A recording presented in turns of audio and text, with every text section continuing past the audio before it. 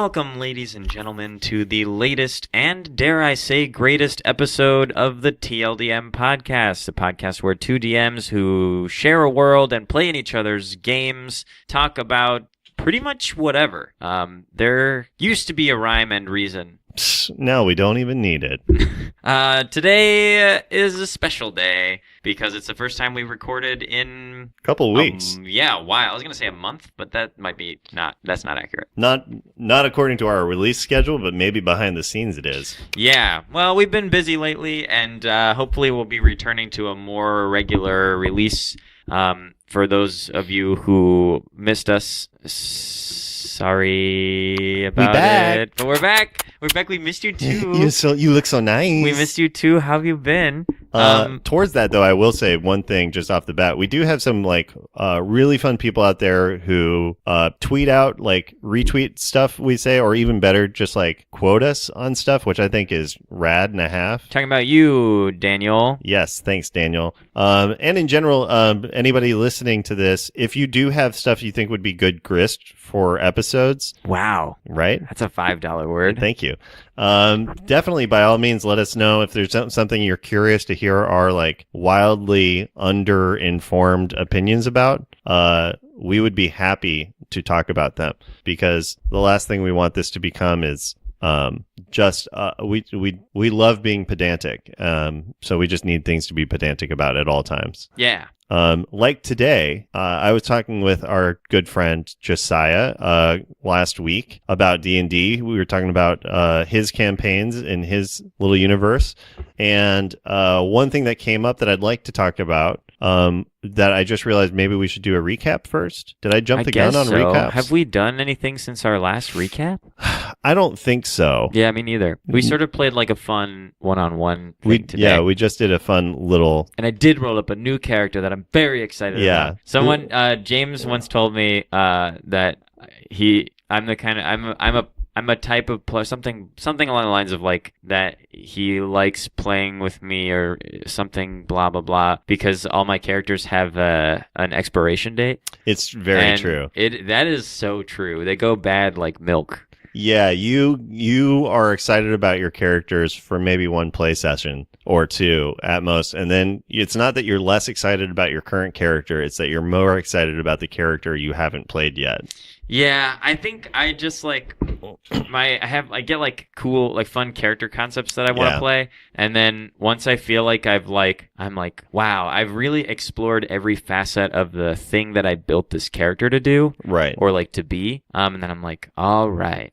Yeah, I think it's done with that. I think it's also because you don't strike me as a character or as a player who is interested in your character's growing. You're interested in exploring a slice of life, a snapshot of your character, of seeing them in a specific moment and then being cool, that's them, but not necessarily being I want to go from teenager to old man. No, it's I want to play a movie, where I'm playing the most important 6 months of a person's life, right? And then when it's done, I don't do the sequels or reboots garbage. I'm wow, that was great, and then I want to put it to bed and play my little halfling dude who rides a wolf. Yeah, you're a character, or you're a player who loves sunsets and loves walking into them. I do love walking into them, which I do too. It's just radical. Yeah, but very excited. That's really the only major update we have is got a character in the can. You do, and we're coming up on we're essentially in just sort of in between stuff, and then we're going to do our third castle. We're hitting an interesting point for me as a DM because we're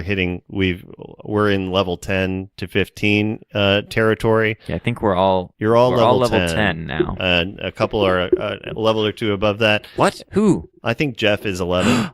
He got a level when he pulled from the deck. That's what that deck do. That's right. And playing that high is just interesting because it really is a completely different game. I recommend for people who have not DM'd before, if you're planning on playing with a group for a while, just be aware of the jump from level 8 or 9 to level 10 is really stark. In the same way that the jump from 4 to 5 is really stark. Yeah. And you really need to be on the ball about being able to deal with it, because otherwise you will feel foolish because you'll make it was very fun. We've had a few times instances already where we played like things where just the magic that you get access to at level 10 and like level 9 does stuff that is truly game changing, like Raise the Dead and stuff that you really have to think about. Otherwise, as a DM, you've just never done it before. I haven't played many games where we got up to that level, or certainly had anybody who was interested enough in Magic to play to that level. Mm-hmm. So it's been wildly fun to have Matt, who was very interested in it. But it is something just be prepared for. This is the thing I would just throw out to DMs. Yeah. Be ready for that tier and be ready to have a real conversation with your group of if they're into it or not. Because spoiler alert, full disclosure, as a DM, I like playing lower levels way more. It's way more fun to have the threats be bears than the threats to be like demon lords.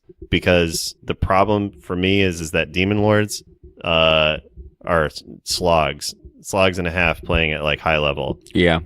Combat is not fun at high level. Yeah, I think it's interesting trying to balance specifically combat as you go up, because you want them to be, any combat that goes past, like, unless you're playing tactically like on a board with figures and using the space and stuff like that. But even then, sometimes, like, when combats go past like even 4 or 5 rounds, especially in the later levels where people's turns are just jammed full of stuff. The difference between like I cast Magic Missile and like I action surge and make 6 attacks and then do like a bonus thing like that. The amount of time that takes in real life. From like a 3rd level fight to like a 9th level fight is big. And then, anything that lasts more than like 4 or 5 rounds just starts to feel like you're just punching at a wall. Right. So it's interesting trying to balance a genuine sense of threat that also feels like it's not going to take forever, because a lot of those combats can come down to like, well, if you're whichever team, it's either the monster team or the PC team, but whichever team rolled the shittiest initiative is going to get the shit kicked out of them for like the whole first round. And then that skews the whole encounter. Which then makes a lot of those like higher encounters become kind of completely different beasts, because it doesn't work to play, like the threat can't really be to you anymore. It has to be towards other things. Like the threat has to be, will you save these victims in time? Or like, will you be able to get through the bad guys to get to the thing that you have to stop? Right. Or like obtain that item that you desperately need. It's like they're all essentially some form of fetch quest or something like that, which is totally cool, but is very different than, like, I was reading somewhere, someplace on Reddit of like, once you get up to like especially once you get to like 15, but in the higher levels, essentially the game can't anymore be about like an adventuring party wandering into a dungeon. It has to be about like people who save the world and kind of focused only on that, which is totally cool. But also the game that everybody thinks of when they think of D&D is an adventuring party going into a dungeon and like surviving against all odds. Yeah, and at high level play, that's not what the game is. So you just have to be ready for a completely different style of game, which is interesting. Yeah, you're moving from like, your Indiana Jones slowly becomes Hercules, right? And then that's when the Mordenkainen's Tome of Foes comes into play. What a segue! Thank you, my friend. When you go into the like, now we have to go into the planes and fight against demons in the Demon Lord plane, because that's all I can think of to do is do Doom. Dude, you know what ability is not fun on a bad guy? What? I've learned is regenerating powers. Yeah, real real boring. Real brutal. Also, it's hard sometimes to play a villain who is intelligent. Yeah. Because it's one thing to like womp on a monster, and it's another thing like if you're playing like a vampire or something, and you're like, well, geez, I'm really losing this fight. Time to retreat and like regenerate all my hit points with my regeneration ability or whatever, and then disappear. Like that feels like a loss. Like it sucks. Yeah.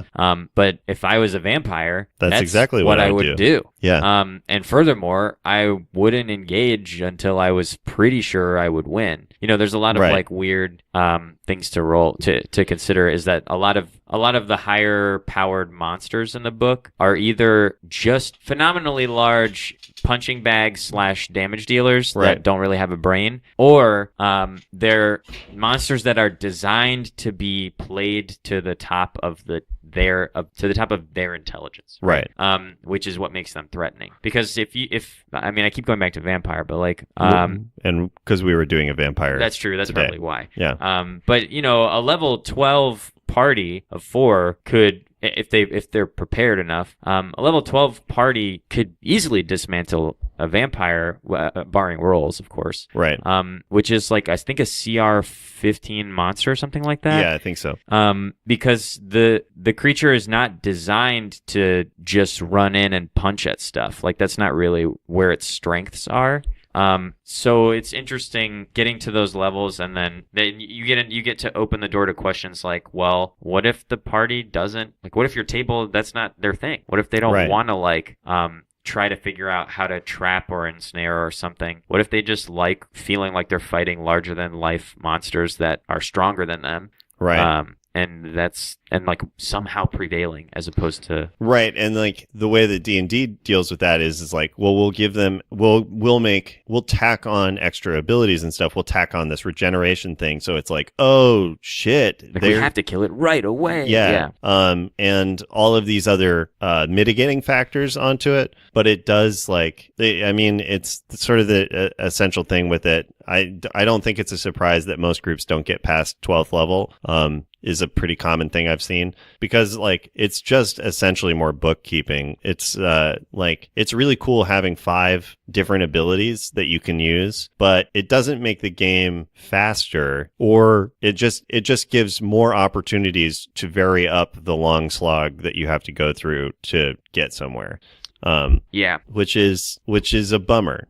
Yeah, which is why, one of the real strategies to attack that is you do more encounters per day, right? Right. Is like, and by encounters I mean combats. Right. You throw more groups of monsters at them per day, which encourages burning abilities, burning spell slots, burning battle master. What are they? Commando. What the hell are they called? Superiority dice. Yes. Whatever your party's like resources are. And you throw 3 or 4 mobs at them or whatever, and they're going to get some hits in. And then we're looking at, like, we start getting into the territory of like thinking about our health as a resource, because, you have 90 hit points by that point or whatever. So that's like one way to go about it. And that even if those encounters only last like a couple of rounds, right. You're looking at like a way to manage resources in a way that doesn't feel like it's like, man, we're just punching on this thing over and over again. Right.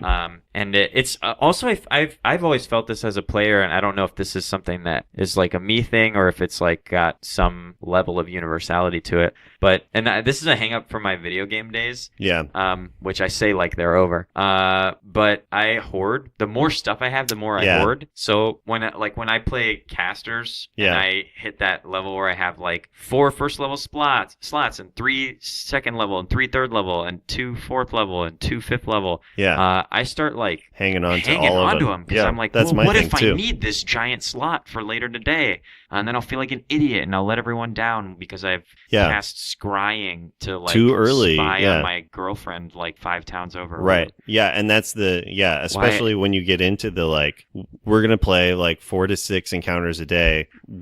I will save my stuff till the 6th encounter. Like, and like I've been, even with the like lucky feat that I have in my current character in our game, it's been a real mental adjustment for me to ever use the lucky dice. Which is funny, because then when you do use one, I just tend to blow all 3 of them. Blow them all until I get a success on it. But because, or the same with like Barbarian Rage, like that when I played a Barbarian, it was really mentally difficult because I was like, well, I only get 2 rages a day, so I don't want to go into a rage because I want to save it for when I really need it. And then later I was like, I would play a whole session without going into a rage because I was saving it, but that's all my guy does. And since I was saving it, it just turned out I wasn't very good at stuff for most of the time.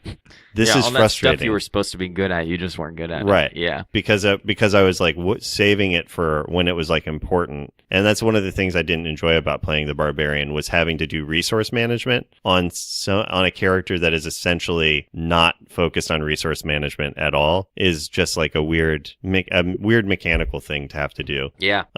Yeah. So I don't know. There's different solutions to it. I've seen there is a method of play that it was for 3.5 that they purposely changed it where like they modified the system so you stopped at level 6 and you got extra stuff, but you would never progress past level 6, which made a lot of sense to me. It was very fun to look at and like imagine playing through because the alternative is always just kind of doing campaign resets when it starts to get sloggy.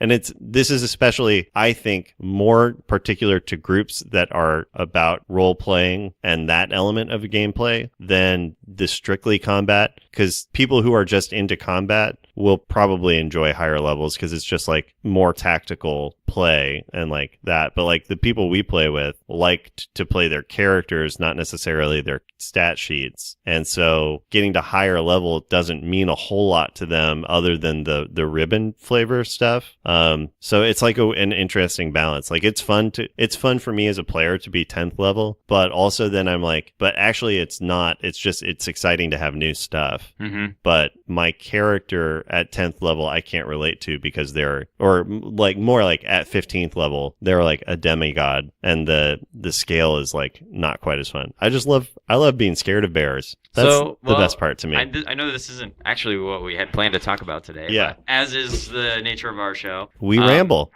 This opens the door to something that we have on the books. Yeah. Where we're sort of jointly running, we're running it, I guess, but like, I'm the monster.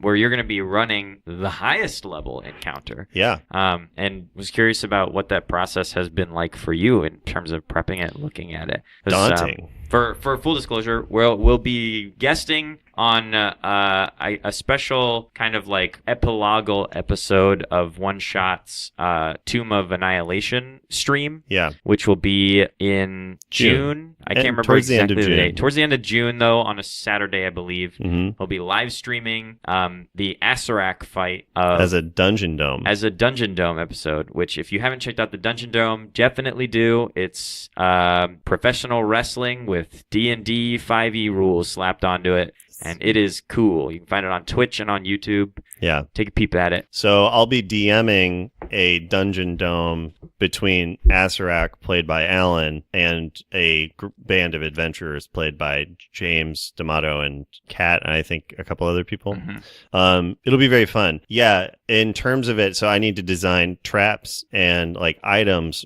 for like as goodies and I guess baddies to encounter in this. And the trap design is really hard to envision balancing out because 20th level characters don't encounter traps because they're essentially gods. Trap proof. Yeah. They're like, it's like you would never, like a 20th level character has no reason to go into a dungeon because they would just like transport to the room that they need to be in or like plane shift around. Like there's or hire 80 guys to go in. So it's like interesting. So there's not a lot of written guidelines that make sense for building traps because it's like you're not going to fall into a pit trap when you're a 20th level. Like Acerak isn't going to like get hit by a dart and then be like, oh no, I am poisoned. Yeah. This is the voice I plan on using for Acerak. That is pretty fun. Yeah, so I don't know. It's interesting looking through. I mean, I have some ideas. I think it'll be more about just like shifting the game terrain and like making for fun obstacles that I think the traps are going to be more like spontaneous changes to how the encounter flows, and letting them be sort of hindrances that can have creative applications. That feels like the better way to go since everybody is essentially tying one hand behind their back because they're agreeing to be in one like chessboard size playing field and not leaving it and without having any like external motivators towards that. The goodies side of it is also difficult. Because it's also, like the trap, I don't want to introduce additional characters that then fight. Like, I don't want to have it be like, it conjures up demons, because it's like, cool, that actually is something I have to run then. And that's not fun for me to have to add that onto. And similarly with like items to give, I don't want to give anything that is just another initiative roll, because that's, you're just adding so much extra to the, I'm adding me into the game more than like the focus being on you guys and you guys doing cool, fun pro wrestler stuff to each other. Like, I don't want to add the equivalent of like another wrestler enters the ring, and because that's just like not fun. And I've been thinking about that a lot, of just like how different that element of Dungeon Dome is from or like a regular D&D session. I gotta recommend people, you should watch Dungeon Dome and then run a session or two in your own homebrew campaign of just like divide your players into half, and do it, because it is a blast to play in. It's very fun. One of the things I wanted to bring up to talk about, unless you had more questions for me about this. No, I don't. Do you? No, I was just curious. I mean, I was thinking about the things you were saying about traps and being like, it feels like, the standard traps of like, dodge this dart or like blah, blah, blah. Like, those don't really work. And especially hit point related stuff. Like, at a certain point, especially if a healer in the party, at a certain point, like, if the thing doesn't have the power to kill you outright, right, like, it won't matter. Damage doesn't really matter that much. So I was thinking more in terms of like, what interesting like CC elements can you do? Like, if someone opens a chest and like a green smoke comes out of it and their movement speed is reduced by half. Yeah. Like, wait, what is CC? CC it's like a video game term that I can't remember what the CC stands for, but it's effectively like status ailments. Okay. So like stunning someone or like locking them into place or whatever. I imagine what will be super fun is anything that removes people's agency. So like, now you can't move or do anything for 6 rounds. Not necessarily agency, because that's not fun. Yeah. But like, also, I want to be very clear. That was very dry sarcasm. I can tell by your face. But but things that do affect or like add decision making problems, where it's like, that's what I'm thinking. You have half speed is like, okay, now where I can go and my positioning is super important, because I can't escape or like chase as easily. Right. Or something like, you are cursed from opening, like touching this thing, and you can't, I don't know, you need to keep one hand free to like cover your mouth for the next 7 turns, so you can only interact with like one-handed weapons or like whatever. Right. And it might be a thing of, or like, for example, like you have to make an opportunity attack against someone passing through your space, so that it's like, well, how do I position myself so that I'm not hitting my buddies, and things like that.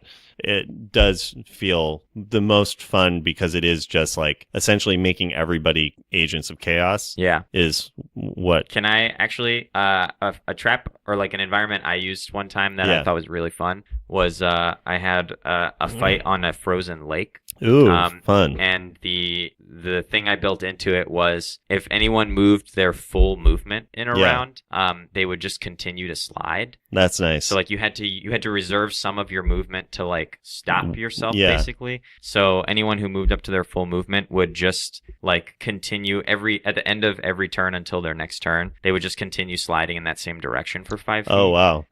So it's like a frictionless environment, which it ended up being really fun, and people were like bonking into each other and like falling down and like, that is really fun. Accidentally sliding towards the monster and stuff. It was cool. That is really cool. So like something where like wholesale steal that. Dude, you should. Yeah. The thing where like someone walks by a wall and a glyph goes off, and now they're unaffected by friction. Right. So they just kind of slide around. Could be really fun. That could be really fun. And the reverse. Somebody's over affected by friction. Yeah, and they cannot move at all. Yeah, and they just burst into flames. Yeah, any movement causes fire damage. Yeah. Yeah. The other thing I wanted to bring up today was save points. I was talking with Josiah, and it came up in conversation as something that I realized like isn't something that I've noticed people ever to talk about, because it's just something that kind of has to happen, and so DMs find their own way to do it. And by save points, I mean like Session ends. Because not every time, you don't always get to end your session with a culminating battle, and then the battle ends and you're done. People have busy lives. Sometimes you have to end halfway through, or like even worse, you have to end 3/5 through. Because halfway through is very easy to end on. Is like a good save point is like, and then the door to the tomb opens and the mummy lord rises up and says, "You have met your doom," and we'll pick up next week. That's like, And everyone goes, "Oh man, what? Oh, they're already rolling initiative." yeah. But the least fun is like, great, and then he swings, and you take 15 points, and yeah, let's just call it there. And we'll finish this next week because I know Bruce has to go. He left actually already.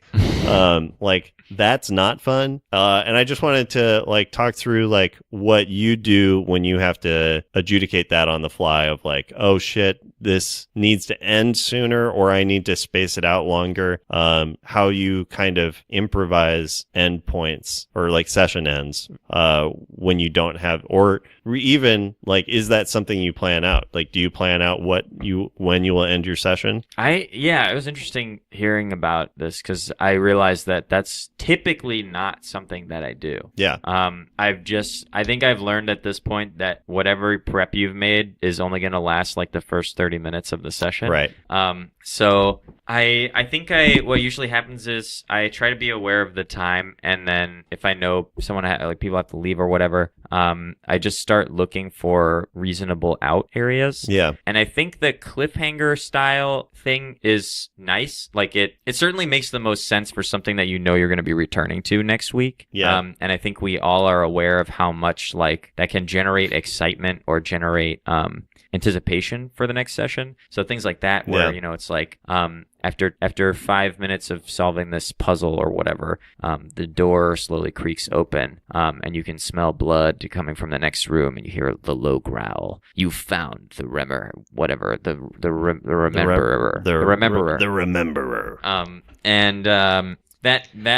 Yes, I remember you, he says. Yeah. And that is where the session ends, and everyone goes, "Oh!" And that's, that feels good. But I think the easy to overlook one is the ending that is just like we find a moment of closure. Right. Or like the fun, like the nice, like the saccharine ending sometimes can be fun. Is like, the party arrives at the inn and they turn in for the night, and you're like, and even though you all know that there may be trials and tribulations on the morrow, and you've been expecting and getting prepared for this long fight, tracking this demon down for many weeks, this night ends up being one of the most peaceful you'll have for the coming days. And then you just kind of like pull on that. Yeah. Is also a super easy option. Or like if people have like, if there's an in-character interaction that's happening that feels like sweet and nice, then you can like end it on that conversation too, which just shifts the focus a little bit. Yeah, that's what I do usually, almost invariably is, and I'm going to put a pin because I have something I want to come back to with it. But yeah, what I'll do is be like, yeah, you get to the end, and I'll usually be like, you each order something from the bar. Alan, what do you order from the bar? Ooh, a skinny girl margarita. Right. And then usually what happens is like Jeff will be like, ooh, make that 2 skinny girl margaritas. And then I let everybody riff on that. We have like an interaction with an NPC, and I let you guys kind of take yourselves out, because you guys enjoy like my party being you guys enjoys that kind of like riffing role play, and it's just like a fun way to end like a session that doesn't have a clear dun dun dun, is just to like let you guys riff until I hear like a good out, and then I pull it like I'm pulling like an improv show or a stand-up set, and I'll be like, and scene, great, that's the end. And we move from there. Where I actually have the most trouble, this is the pin, is ending, figuring out how to end sessions in adventures that actually end is what's Oh, funny. gotcha. Like it is very easy to me to find in the middle of an ongoing adventure to just, like you said, like wrap up at like a good, like, this feels like a close for right now. We'll pick up next week. But when it's like the end of the adventure and it's like you've defeated the demon and like revealed the evil person, for some reason for me, I have so much trouble then actually being like, and here's the final bit of this piece and we're done, without making it feel like, or especially in circumstances where it's like, and I know next week we will literally pick up where we left off because we need to go to the next, or we're still moving. Like, anytime where you're ending and you know there's going to be like a lot of time after that where it's like, we'll pick up 6 months from now, that's fairly easy because you can just like do that. But where it's like, and then we'll pick up tomorrow morning and move to the next thing, is always such a weird way to find how to close in a way that feels momentous. There's just like, we can rob from storytelling like devices and tropes for that sort of thing easily, you know. And I think this one, and there's a million, this is just one I thought of while you were talking, but this one will work especially in situations that like maybe Josiah's talking about, where like it's like, well, it's time for us to go, but we're not done yet, you know. Right. This isn't like a clear ending point. There's nothing particularly momentous or anticipatory in the works. But remembering that we also have the ability as DMs, as curators of the world, we have the ability to cut to other places or cut forward or backward in time. So if, you know, you need to bring it to like a camera fade moment on like, yes, and the 4 of you slash through the vines as you continue down the game trail 500 miles away from where the dungeon you know is. And we fade to black on you guys like moving through the jungle, and we slowly come in on a small village with the mountain in the backdrop,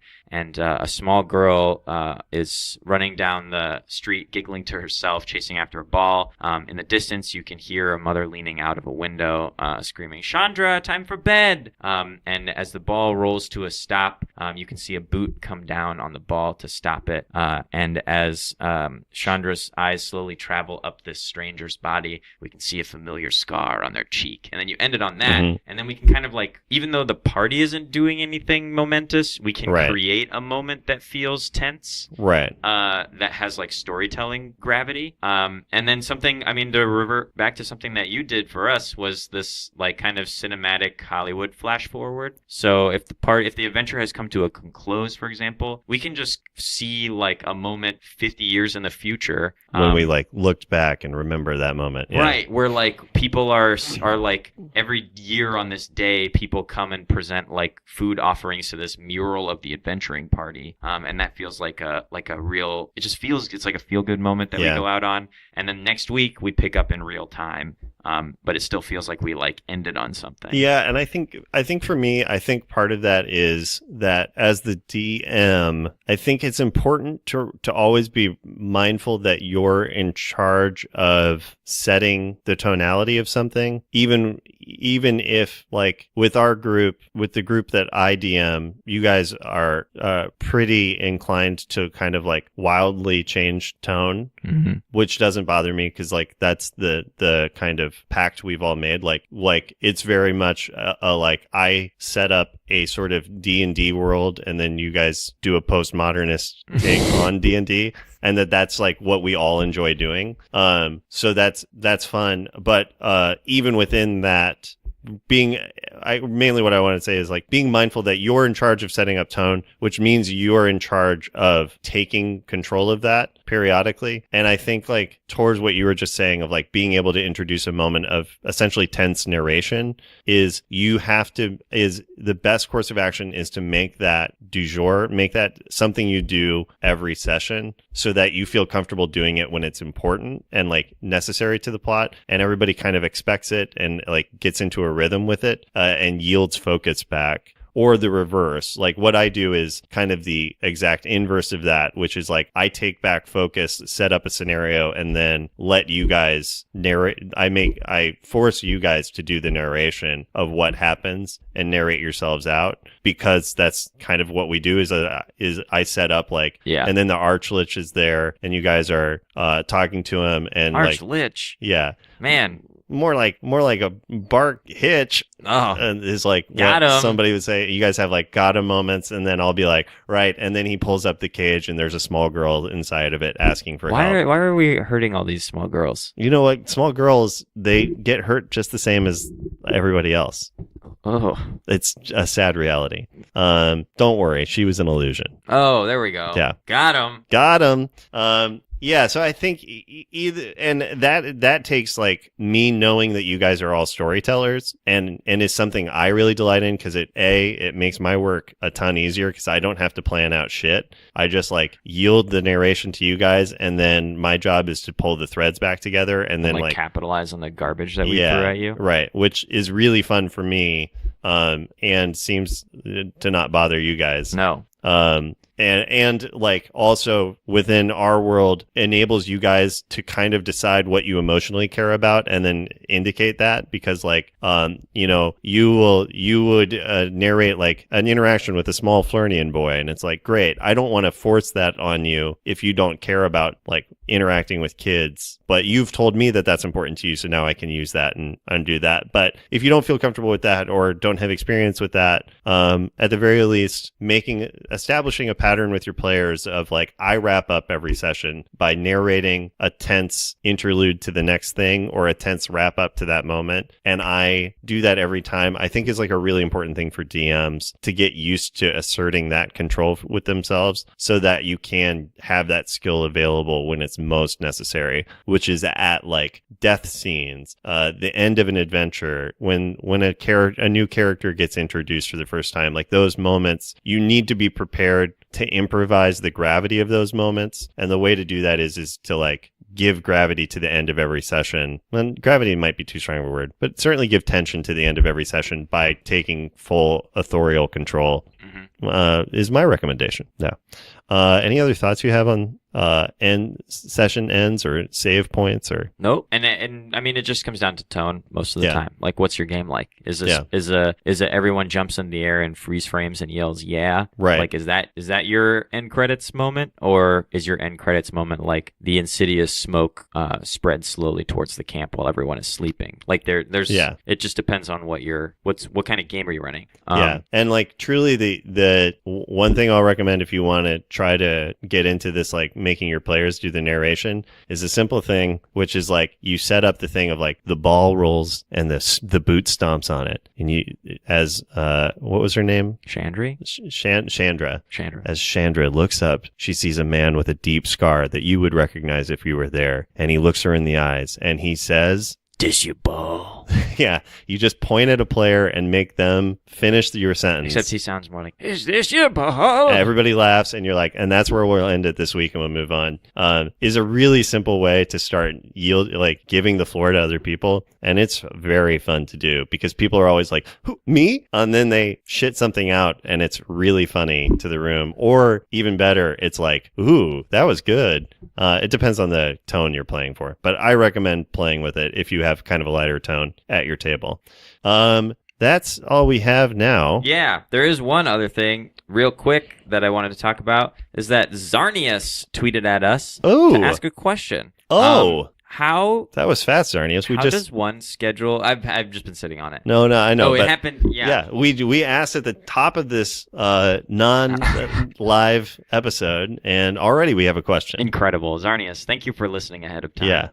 How do you schedule and motivate players? The biggest issue I'm facing right now, it gets tiresome nagging for a next game date. Oh wow, and Alan, you can answer this question better than anybody. That is the hardest question I've ever gotten, because I DM for a bunch of flakes. Yeah. And it is, I think, and this happened to you today. It did. I think, especially people who have never hosted or DM'd before. Yeah. I think get used to the feel of like, oh, we just show up. Like, it's just a thing where you show up. Yeah. Somebody else does all of the work. Right. And I just show up and play. And they also get used to it's not important if I'm not there. Yes. It doesn't matter if I don't show up because it's a game that it's a person running it, so he can adjust or she can adjust. Right.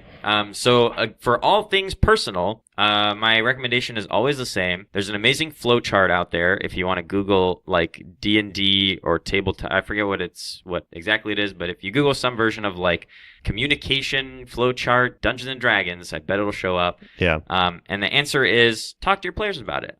If it's happening with some frequency, just like a frank conversation where you approach things just kind of like blankly and open with like, hey, I really love playing with you guys. And one of the problems I'm running into is that it feels like when I try to schedule the games, it seems like it's not on everyone's priority or a priority for everyone. And I really enjoy playing, and I'm looking for something that's a little more regular, yeah, or and committed. So if that's not everyone's style, that's fine. Just please let me know so I can make plans, make my own plans, because I set aside time to prep these games and make sure that I keep the days open for you guys.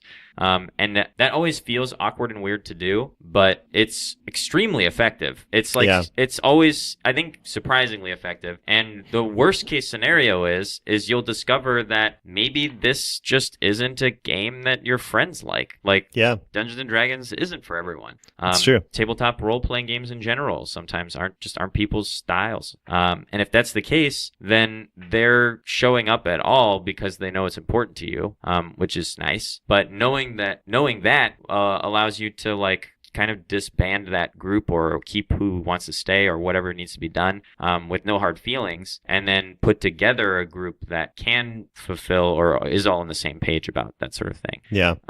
And that's about that. As far as like trying to generate excitement for it, that's so hard, and I would recommend not making that a job of yours. Because if you feel like that's something that you have to do, then every time someone can't show up or has to prioritize like work or whatever, then that puts you in a position of failing. And that's not what's happening. And I don't think that's fair to you. Right. And that's not your job. None of this is your job, but like your role as the dungeon master or game master is already exhaustive in what you need to create an entire world and operate as the system managing outcomes and tracking a lot of stuff. So also trying to generate enthusiasm on top of that. That's like one of the things that is like, that's something like really all a player needs to do is kind of track their own system, give inputs and generate their own enthusiasm. Like that's part of the contract of it all is that like you be excited for yourself.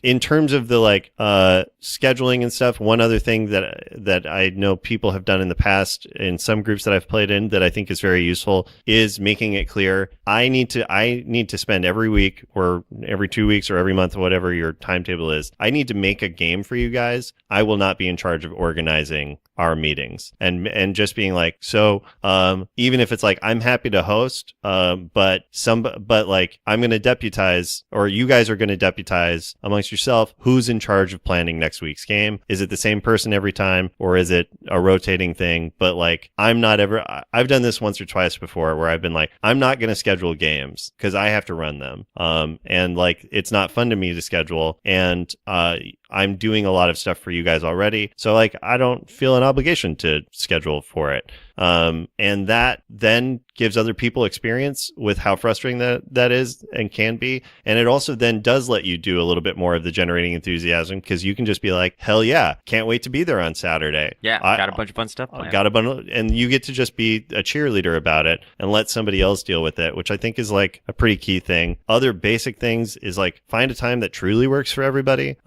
We play at like Mondays at noon, which would not work for 90% of the people listening to this, I'm sure, but for our group, it works out as a decent time for play. And that makes it a little easier, because then I don't have to, I do organize it because it's a small group and it's at my house and stuff. But I just reach out to see who can play. I don't need to be like, what time do you guys want to play at? What day are you free? Those things that are super draining to have to track constantly.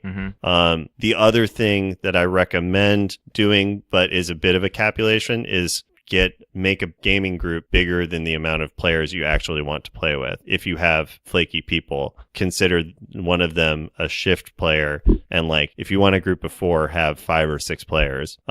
For us, that tends to work out because we have five players. 4, 1, 2, 3, 4, 5. We have 5 players, and usually it's 3 players play, which is about ideal for me as a DM in terms of what we have. And when all 5 people show up, I don't feel overwhelmed by it, but I always expect we're going to do a 3-person game. And that works out okay. Mm-hmm. It's helped by the fact that I live with one of our players, so she's almost always available. Who? Erin. She plays Busty Skleet. Yeah. We're married. Oh, cool. Yeah, it's nice. And you live with her? Yeah, it's a cool thing. That's interesting. Yeah. You should try it with your wife. Living with her? Yeah. All right. Give it a shot. Seems progressive. I know. We share a bed. Whoa. Yeah. Who sleeps on it? Both of us at the same time. Okay. We're going to have to talk about this after the... We got it from Purple Mattress. Now that I know. Purple Mattress is a great way... Blah, blah, blah. But I think you're right, because like, there's like an old adage, you can lead a horse to water, but you can't make it drink. Right. But the DM version of that is you can create the water, period. Yeah. Like, that's about all you got. Yeah. So trying to put yourself in a position where you're responsible for how, like, engaged and active everybody is, that's really hard. Yeah. And the only way to approach that is to do like a session 0 before you've made anything or built anything. Do a session 0 with everybody and piece together what kind of game they want. Yeah. That's basically that. And honestly, if it's like one person who is flaky, think about either telling them you're going to invite somebody else instead and telling them, you love them as a friend, but you need more commitment, or figure out another solution. I've also had people who have come once in a while, and I just have them play NPCs in my game, where I'll be like, yeah, come whenever you want. Your schedule is way too flaky to be a player, but if you show up, I'll just have you voice characters for me and like do stuff that I'll just improvise around, but that I won't let affect anything. Yep. So you still get to be at the table. It's fun for the other players to interact with another voice and another thing, and then you get to adjudicate a little bit. Is a fun angle, but in general, it's just like, don't drive yourself crazy. Like, no, that's hard. And like, you're not responsible for your players. They're responsible for themselves, and like giving them easy ways to realize and be on top of that is the simplest solution. Agreed. If you have any other questions. Yeah, I have one more question. Well, what's up? What's the word of the day? Oh, I was going to say one thing before that. If you out there have any other questions, find us on Twitter. Yep. And what's our Twitter? Oh, I know that off the top of my head. TLDM Podcast? TLDM Podcast. So you were very close. At TLDM Podcast. And do we have an email address? You know it. I haven't been in there for months, and it is also I think it's the TLDM Podcast. Probably at gmail.com. If there's one thing we aren't good at, it's consistency. Right. But what we are good at is consistently ending our podcasts with a phrase of the week. Week. We actually do one a day, but you guys only get to hear. Yeah, the rest I just emailed to Alan. Here's mine. Here's what it is this week. Don't be a lich. Stop phylacterin like a fool. Thank you. You're welcome.